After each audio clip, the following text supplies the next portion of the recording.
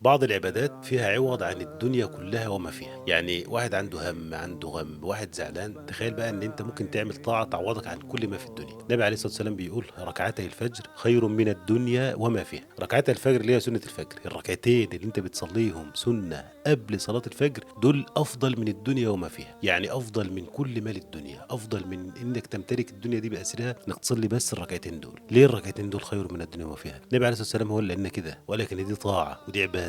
لو ملكت الدنيا كلها ومت مش هتاخد حاجه معاك، انما لما تصلي الركعتين دول هتلاقيهم عند ربنا سبحانه وتعالى. علشان كده كان النبي عليه الصلاه والسلام ما يسيبش سنه الفجر ابدا، ولا في السفر ولا في الحضر. فاذا كانت بقى ركعتي الفجر خير من الدنيا وما فيه، فما بالك بقى بصلاه الفجر. يبقى انت لما تقوم كده الصبح وتروح المسجد وتصلي ركعتين الفجر، انسى الدنيا كلها، حتى والله لو ضاعت منك الدنيا كلها كفايه بس ان انت صليت الركعتين دول. وشوف بقى ثواب صلاه الفجر نفسها. يبقى العبد لما يكون قريب من الله عز وجل تهون عليه الدنيا باسرها. فاوعى تفرط في الركعتين دول. كان النبي عليه الصلاه والسلام بيصليهم ركعتين خفيفتين، ما كانش بيطول فيها عليه الصلاه والسلام، بيقرا فيهم بقصار الصور وبعد كده بيتجهز لصلاه الفجر. فلا تترك هذه السنه ابدا، ركعتي الفجر خير من الدنيا وما فيها.